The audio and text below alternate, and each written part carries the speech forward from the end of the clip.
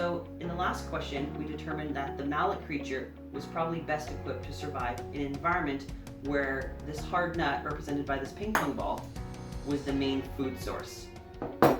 The hand in the last question continued to survive in this new situation as well, just because you can eventually develop the strength to also crack open this nut, but the hands are also versatile enough to start picking things like leaves or smaller things as well. The tweezer organism was replaced by a set of pliers. Basically, this is the descendant of the tweezer organism. The chopsticks were replaced by this rock, so the chopstick organism completely died out, but now this rock is what survives. And the spoons developed a mutation that allowed them to now become forks. So in this new situation, once again, the mallet is great for cracking open this nut, just like it was in the previous example.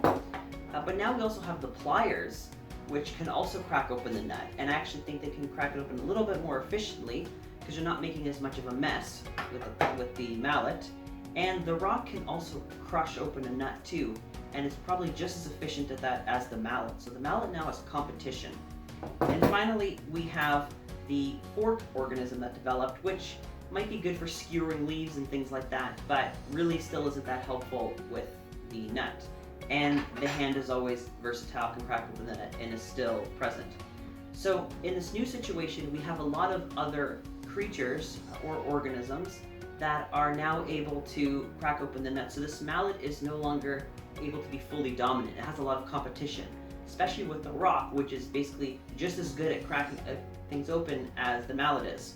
So now if the mallet could have gotten, let's say, 100% of the nuts that were found in the environment, now maybe it's only getting 50%. And as a result, the population of these mallet organisms would start to decrease. And these rocks would also probably get, let's say, 50%. However, because these are a little bit more efficient as well, these not only can crack open the nuts, but I think they can probably do an even better job.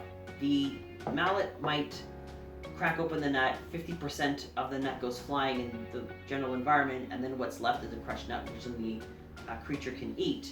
However, with something like this, these pliers can break it open in a more controlled environment, eat it, and might be able to actually get a little bit more energy from the food that they end up consuming. So let's say that's the situation that's going on.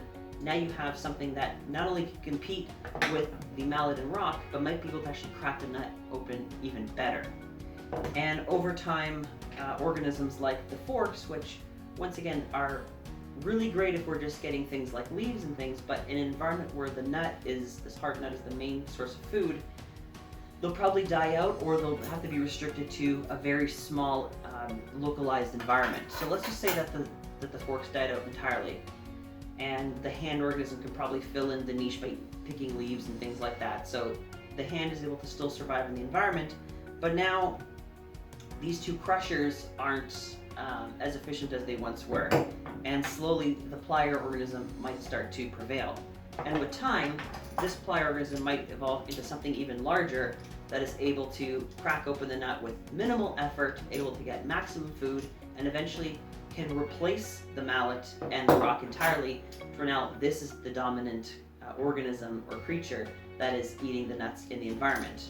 But I want to stress again, this is just situational based. It just so happens that these creatures develop mutations that allow them to crack open this hard nut, and because this is the main food source, they're able to eat a lot of the food, and then they can have children and continue the next generations. But if I replace this nut with, let's say, a bunch of leaves, all of these organisms could have died out, and now it's the forks that are the dominant creature in that environment. So natural selection isn't necessarily directed.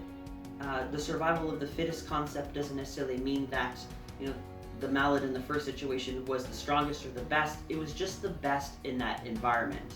And again, just because from the original choices that we had, the mallet was the best option, if you had the choice to pick anything in your house to crack open, let's say a walnut at your house, you might choose the mallet, but if you have a set of pliers around, you might prefer this. And then over time, if you end up buying, let's say, an actual nutcracker, so a tool that's physically designed to crack open a nut, you may not bother with the pliers, and you might eventually choose the nutcracker, which cracks things at a much better rate. And this now has become an organism or creature in the situation that is now perfectly designed to live in that environment. So things are all very gradational. So it may have started off as a small little tweezer.